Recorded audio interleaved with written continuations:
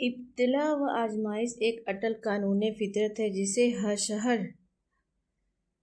ہر صاحب ایمان کو دوچار ہونا ہے۔ یہ سنت الہیہ ہے کہ ہر داعی اور مؤدی حق حمایت کرنے والے کو آزمایا جاتا ہے۔ فرمان خداوندی ہے۔ ترجمہ: اور بے شک ہم تمہارا امتحان کریں گے کسی قدر خوف اور بھوک اور مالوں اور جانوں اور پھلوں کی کمی سے۔ سورہ بقرہ 19۔ دنیا میں حق و صداقت کے علم برداروں کو ہر دور میں مصائب و عالم کی دشوار گزار وادیوں سے گزرنا پڑا۔ مشکلات قدم قدم پر سد راہ بنی۔ سیموئیل اسماعیل لکھتا ہے، انسانی تاریخ میں ترقی کا ہر قدم مخالفتوں اور مشکلات کو برداشت کر کے اٹھایا گیا اور شیر دل اور بے جگر لوگوں نے ہی کامیابی حاصل کی۔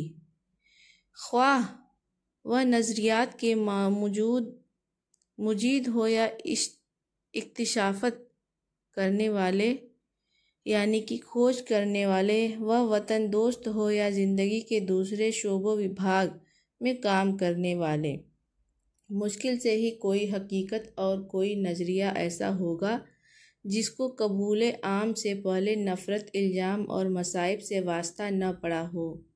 بقول ہین کلیم حق کے ساتھ ہی ساتھ دیدار و رسن ہے۔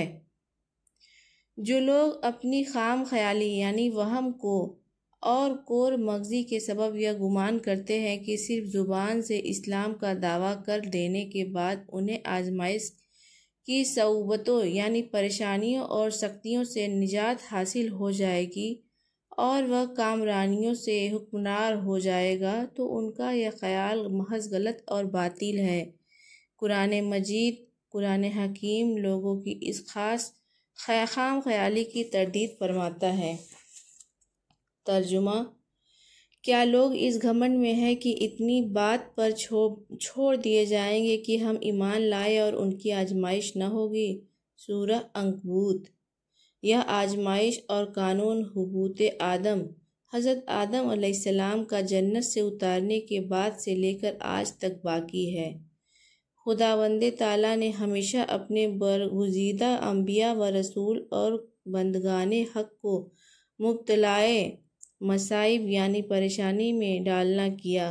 اشرف انسانیت اور خیار امت، نیک امت نے اپنے عظیم استقلال اور ایمان کا ثبوت آزمائشوں کی سخت و ناگوار ساعتوں میں پیش کیا اور راہ تسلیم رضا میں سپردگی و اصرار کی ذرّی مثالیں پیش کیں۔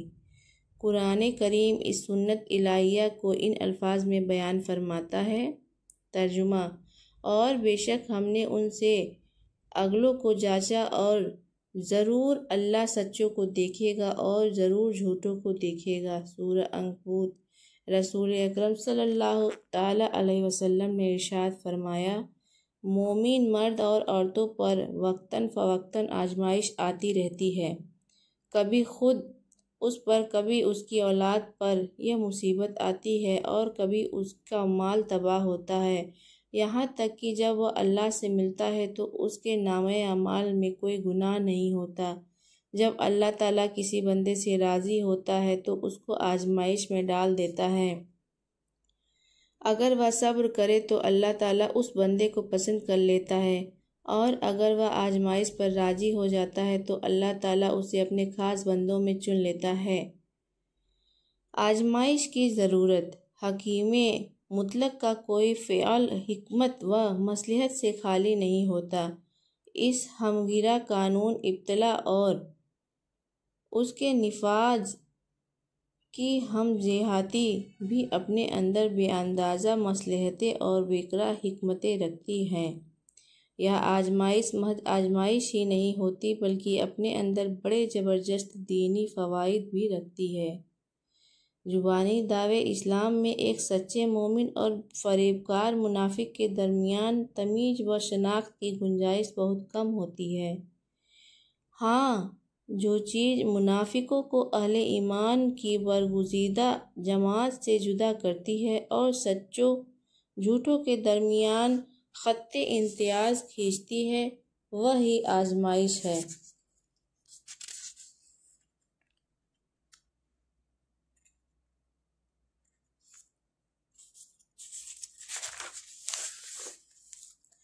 آزمائش اہل ایمان کے گروہ سے ان فاسد عناصر کو جن کے دعوے محض نوک زبان سے ہوتے ہیں الگ کر دیتی ہے۔ اس آزمائش و ابتلا کی کسوٹی پر پہنچ کر خود اہل ایمان بھی منافقوں کے مکر و فریب اور طمع ساز کبھی تینتی بری عادت سے آگاہ ہو جاتے ہیں۔ ابتلا و آزمائش دعوے ایمان میں صادق و کاذب دونوں کے فکر و عمل میں ایک واضح فرق پیدا کر دیتی ہے۔ جب آزمائش آتی ہے تو صادق القول مومن کا یہ عمل ہوتا ہے کہ وہ اللہ و رسول کی پکار پر ہیلا بازی اور بہانے تلاش نہیں کرتا اور جان و مال کی قربانی سے دریغ نہیں کرتا۔ وہ اپنے جاویہ فکر و عمل کو مصلحت کوشی اور دنیاوی مفاد سے الگ کر کے مشیت ایزدی کا پابند بناتا ہے اور اس کے فکر و عمل کا یہ اندازہ اس کے ایمان و اعتقاد کی توانائی اور قوت کا سبب بنتا ہے۔ ترجمہ: وہ جو اللہ و رسول کے بلانے پر حاضر ہوئے بعد اس کے انہیں زخم پہنچ چکا تھا، ان کے نیکوکاروں اور پرہیزگاروں کے لیے بڑا ثواب ہے۔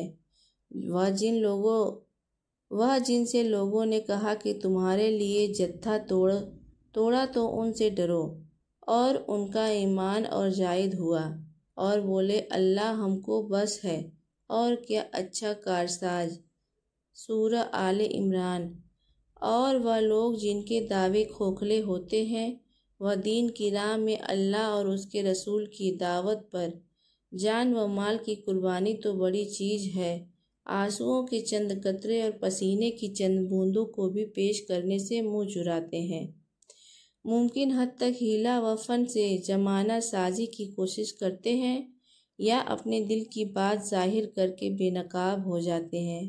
آزمائش کے وقت عملی رویہ سے قطع نظر انداز کی فکر میں بھی زبردست تبدیلی پیدا ہو جاتی ہے۔ اہل ایمان کا انداز فکر یہ ہوتا ہے کہ وہ ان آزمائشوں کو اپنی منزل مقصود کے لازمی مراحل تصور کرتے ہیں۔ ان کا کامل اعتقاد ہوتا ہے کہ یہ آزمائش ہمارے دعوے ایمان کی صداقت کو پرکھنے کے لیے ہے اور اس امتحان میں کامیابی ہی ہمیں نجات کی منزل مقصود تک پہنچائیں گی۔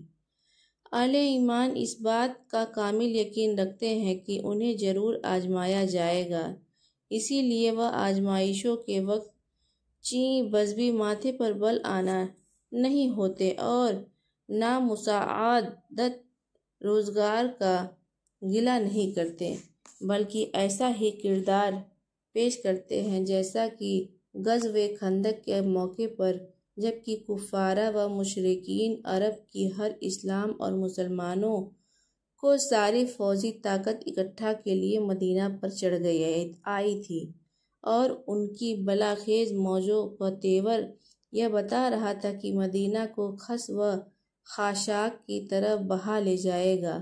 ایسے پرآشوب ماحول اور عجیب ابتلا و آزمائش کی گھڑی میں اہل ایمان نے کیا کیا، قرآن بیان کرتا ہے۔